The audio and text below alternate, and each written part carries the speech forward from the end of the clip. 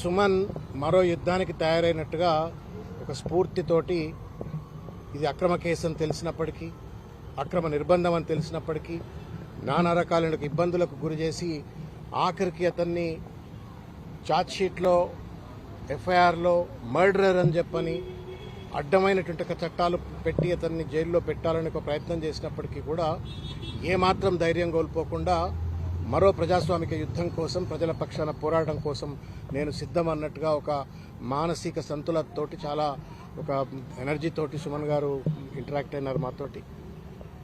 ఒకటి మాత్రం వాస్తవం, ఇవాళ రేవంత్ రెడ్డి అనేటువంటి ఒక వ్యక్తి ఇవాళ ముఖ్యమంత్రిగా కొనసాగుతూ ఆ ముఖ్యమంత్రి కుర్చీకి అగౌరవాన్ని ఆపాదిస్తూ ఇష్టం వచ్చినట్టు ఏది మాట్లాడినా ఏ కేసులు లేవు. కానీ ఒక దళిత బిడ్డ అయినటువంటి వాడు దాదాపు 100 లాఠీ దెబ్బలు తిని 100 కేసులు ఎదుర్కొంటూ తెలంగాణ ఉద్యమంలో కేసీఆర్ సైనికుడిగా పనిచేసి తెలంగాణ రాష్ట్ర సాధనకు తోడ్పడ్డటువంటి ఒక సుమన్ మీదనేమో అడ్డమైన కేసులు పెట్టినారు. ఇది ఎక్కడ న్యాయం అని చెప్పని వాళ్ళ పోలీసులను, ప్రభుత్వాన్ని మేము ప్రశ్నిస్తా ఉన్నాం. ఒక దళిత బిడ్డ సింగరేణి కాలనీస్లో జరుగుతున్నటువంటి అన్యాయాలు, అక్రమాలు, అక్కడ జరుగుతున్నటువంటి అవినీతికి వ్యతిరేకంగా గళమెత్తి ఒక మాట ఏదో అంటే అది పెద్ద నేరమైనట్టుగా తనని తీసుకొచ్చి జైల్లో బంధించినారు. ఏ చట్టం ప్రకారం అయితే సుమన్ నేరస్తుడు అని చెప్పని జైల్లో పెట్టినారో మరి అదే చట్టం రేవంత్ రెడ్డి గారికి ఎందుకు వర్తించదు? లాగుల తొండలేస్తా అంటే రజాకార్ల భాష, పొట్ట చీల్చి పేగులు మెడలకేసుకు తిరుగుతా అంటే రౌడీ భాష, క్రిమినల్ భాష. అది తొక్కుతా అంటే క్రిమినల్ భాష. రాళ్లతో కొట్టండి అని చెప్పని కార్యకర్తలను ప్రేరేపిస్తే అది క్రిమినల్ భాష. ఏది పడితే అది, ఎవరిని పడితే అది ముఖ్యమంత్రి కుర్చీలో కూర్చొని ఏది మాట్లాడినా అదేమో ప్రామాణికమైన భాష.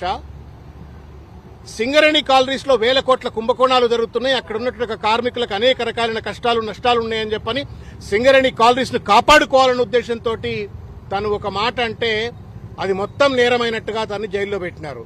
తెలంగాణ సమాజం ఆలోచించుకోవాల్సిన అవసరం ఉంది. ఒకవేళ సుమన్ గారు మాట్లాడింది తప్పే అయినట్టయితే రేవంత్ రెడ్డి మాట్లాడింది ఎందుకు తప్పు కాదు? ఆయన పైన ఎందుకు ఎఫ్ఐఆర్ చేయరు?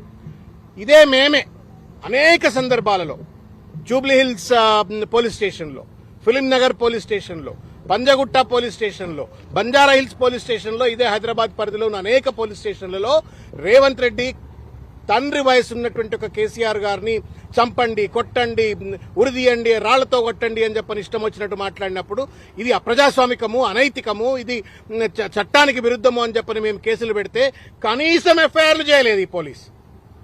కనీసం ఎఫ్ఐఆర్ చేయలేదు రేవంత్ రెడ్డి గారి పైన. లేకపోతే ఇవాళ రేవంత్ రెడ్డిని ఆదర్శంగా తీసుకుని మాట్లాడుతున్నటువంటి ఒక ఆయన పేరేం పేరు అనిరుద్ధ రెడ్డి గాని, లేకపోతే జగ్గారెడ్డి గారు గాని, మైనంపల్లి హనుమంతరావు గారు గాని, ఇంకా చాలా మంది రేవంత్ రెడ్డి ఆదర్శ పురుషుడు అన్నట్టుగా ఇష్టం వచ్చినట్లుగా బూతులు మాట్లాడుతూ బెదిరింపులకు ఫత్వాలు జారీ చేస్తేనేమో వాళ్ల పైన కేసులు లేవు. అంటే ప్రత్యేకమైన చట్టం రేవంత్ రెడ్డి గారికి, కాంగ్రెస్ పార్టీకి ఏమైనా అమలవుతుందా తెలంగాణలో? ఒక దళిత బిడ్డ, ఒక విద్యార్థి నాయకుడు, తెలంగాణ ఉద్యమంలో దాదాపు 300 కేసులు ఎదుర్కొన్నటువంటి ఒక సుమన్ కేమో ఒక చట్టం వర్తిస్తుంది. కానీ రేవంత్ రెడ్డి ఎన్ని మాట్లాడినా, నిన్నటికి నిన్న హిట్లర్ అని చెప్పని ఏం మాట్లాడిండో తెలంగాణ సమాజం చూసింది. ఇది ఏం న్యాయమో? ఏం రాజ్యం ఇది? ఇదే నా ప్రజాపాలన అంటే? భారత రాజ్యాంగం తెలంగాణలో అమలు కాదా? కేవలం ప్రతిపక్షం పైన కేసులు పెట్టడం కోసమే భారత న్యాయ సంహిత పనిచేస్తుందా?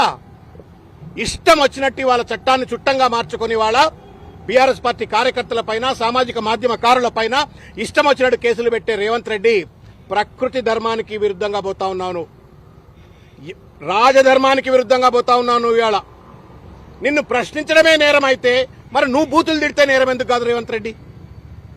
నీ మాటలు తప్పు అని చెప్పనంటేనే నేరం అయితే నువ్వు ఇష్టం వచ్చినట్టు మనుషులను చంపండి, కొట్టండి అని చెప్పని, ఉరిదీయండి అని చెప్పని, రాళ్లతో కొట్టండి అంటే నేరం కాదా రేవంత్ రెడ్డి? మేము పోలీసు వాళ్ళకు కూడా విజ్ఞప్తి చేస్తా ఉన్నాం. Everyday is not a Sunday. రేపు 2 ఏళ్లు అయితే మళ్ళీ బీఆర్ఎస్ పార్టీ అధికారంలోకి వస్తుంది. ఇష్టం వచ్చినట్టు కేసులు పెట్టి వాళ్ళ సుమన్ను జైల్లో పెట్టినాం కదా అని చెప్పని sadistic pleasure Revanth Reddy and company, లేకపోతే ఆయనకు కొమ్ముగాస్తున్న పోలీసులు అనుకోవచ్చు కాక. కానీ మరో యుద్ధానికి సన్నద్దమవుతున్నట్టుగా సుమన్ మళ్ళా ఒక ఉత్తేజభరితమైనటువంటి ఒక ప్రజాస్వామిక విద్యార్థి ఉద్యమాలకు లోపల నుండి తయారవుతున్నాడు. ఎవరు ఆపలేదు. నేను ఇవాళ తెలంగాణ సమాజాన్ని నేను విజ్ఞప్తి చేస్తూ అడుగుతా ఉన్నాను. ఇవాళ ఏం మాట్లాడినాడు సుమన్? సుమన్ మాట్లాడినటువంటి ఒక పరుషమైనటువంటి ఒక పదజాలం గురించే మాట్లాడుతున్నారు తప్ప ఈ ప్రభుత్వానికి సంబంధించిన పెద్దలు, పోలీసులు కూడా దాన్నే ఛార్జ్షీట్ లో పొందుపరుస్తూ ఇవాళ అతన్ని నేరస్తుడిగా చిత్రీకరించే ప్రయత్నం చేసిన పోలీసులు ఏ ఉద్దేశంతో సుమన్ మాట్లాడినాడు? సింగరేణి కాలరీస్ తెలంగాణ సామాజిక ఆర్థిక స్థితిగతులను మెరుగుపరిచేటువంటి ఒక భూమాత ఇచ్చినటువంటి ఒక వరం అది తెలంగాణకు. ఆ సింగరేణి తల్లిని వాళ్ళ చెరబట్టి వాళ్ళ రేవంత్ రెడ్డి బామ్మర్ది సృజన్ రెడ్డి, రేవంత్ రెడ్డి సూత్రధార అయితే పాత్రధారి సృజన్ రెడ్డి అన్నట్టుగా సింగరేణి కాలనీస్ చెరబట్టి వాళ్ళ విచ్చలవిడి దోపిడికి అడ్డాగా మారుస్తుంటే వేలాది మంది కార్మికుల కుటుంబాలు, అనేక ఏళ్ల చరిత్ర కలిగిన సింగరేణి కాలనీస్ ని వాళ్ళ అనుముల కుటుంబానికి దోపిడీ కేంద్రంగా మారుతుంటే ఇది అన్యాయమని ప్రశ్నిస్తే నేరం అవుతుందా? మీ దోపిడీ నేరం కాదా? 40 లక్షల టన్నుల అంటే దాదాపు 1600 కోట్ల రూపాయల విలువ చేసేటువంటి ఒక బొగ్గు మాయమైంది అంటే సిగ్గు శరమున్న ప్రభుత్వం అయితే దానిపైన ఎంక్వైరీ చేయాలా?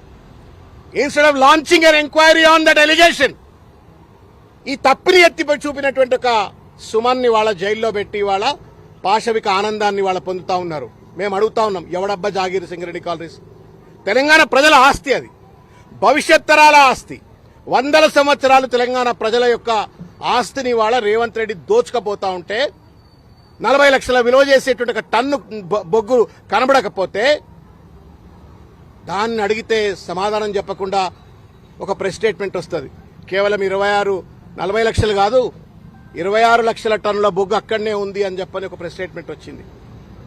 దాన్ని నిజానిజాలు తెలుసుకోవాలా అని చెప్పని నిజ నిర్ధారణ కోసం మా హరీష్ రావు గారు, మా ఉపనాయకులు శాసనసభలో వారు పోతే 100 మంది పోలీసుల ప్రహారాలో కనీసం ఆ బొగ్గు నిల్వలను చూడకుండా ఎందుకు దాటవేత ధోరణికి పాల్పడ్డావు రేవంత్ రెడ్డి? సమాధానం చెప్పు. ఇది ఒక్కటే కాదు, ఇవాళ నైని బ్లాక్ బొగ్గు ఏదైతే ఉందో అది ఆరోపణ రాగానే రద్దు చేసినావు, మరి విచారణ ఎందుకు చేయించట్లేవు రేవంత్ రెడ్డి? మొత్తానికి వాళ్ళ సింగరేణి కాలరీస్ దాదాపు 5-6 జిల్లాలకు వరదాయనైనటువంటి ఒక సింగరేణి కాలరీస్ ఇవాళ అదానికి కట్టబెట్టాలని చెప్పని రేవంత్ రెడ్డి కుట్ర చేస్తా ఉన్నాడు. స్వంత బామ్మర్ది ద్వారా విచ్చలవిడి దోపిడికి పాల్పడతా ఉన్నాడు. ఈ ఆరోపణలు చేస్తే దానికి సమాధానం చెప్పకుండా ఒక పరుషమైన పదాన్ని పట్టుకుని వాళ్ళ తను జైల్లో పెట్టినారు. ఒకవేళ అది నేరమే అయితే రేవంత్ రెడ్డి భాష ఎందుకు నేరం కాదో సమాధానం చెప్పాలని చెప్పని కూడా నేను కోరుతా ఉన్నాను. నైని బొగ్గు బ్లాక్ సంబంధించిన అంశం పైన సమాధానం లేదు. 40 లక్షల టన్నుల బొగ్గు కనబడతలేదు అంటే ఎవడు తిన్నాడరా నాయనా అని చెప్పనంటే దానికి సమాధానం చెప్పట్లేరు. ఇవాళ దాదాపు మెడికల్ బోర్డ్ కేసీఆర్ గారు దయామయుడు. 19,500 మంది మెడికల్ బోర్డును ఏర్పరిచి 19,500 మందికి కారుణ్య నియామకాలు చేపట్టిన దయామయుడు కేసీఆర్ అయితే దానికంటే ఎక్కువ చేస్తామని చెప్పని ప్రజాపాలన అని చెప్పని అధికారంకి వచ్చినట్టుగా ఇవాళ రేవంత్ రెడ్డి ఒక్క ఉద్యోగం ఇయ్యలే. 3 ఏళ్లు గడిచిపోయింది, దాదాపు 1000 రోజులు గడిచిపోయినాయి, ఒక్క ఉద్యోగం కూడా ఇయ్యలే రేవంత్ రెడ్డి ఇంతవరకు. గల్లా బట్టి అడగొద్దా? నిలదీయొద్దా? పాపం వాళ్ళు ఇవాళ ప్రజలు అక్కడ ఉన్నటువంటి ఒక సింగరేణి కార్మికులు మాకు ఎప్పుడు ఉద్యోగాలు వస్తాయి, మా తల్లుల ప్లేస్ లో మాకు ఎప్పుడు ఉద్యోగాలు వస్తాయని చెప్పని వాళ్ళు ఎదురు చూస్తుంటే నా మెడికల్ బోర్డు వేయలేదు, నా ఉద్యోగం ఇయ్యలేదు. సరికదా గతంలో బీఆర్ఎస్ కేసీఆర్ గారు ఇచ్చినట్టుగా ఉద్యోగాల పైన విజిలెన్స్ ఎంక్వైరీ అని చెప్పని పెట్టి కమిషన్లు దండుకోవడం కోసం, అవినీతికి పాల్పడడం కోసం ఇవాళ ఆ 19,500 మంది యొక్క జీవితాలతో ఈ ప్రభుత్వం ఒక సాడిస్ మనస్తత్వంతో ఇవాళ చెలగాటమాడుతా ఉంది.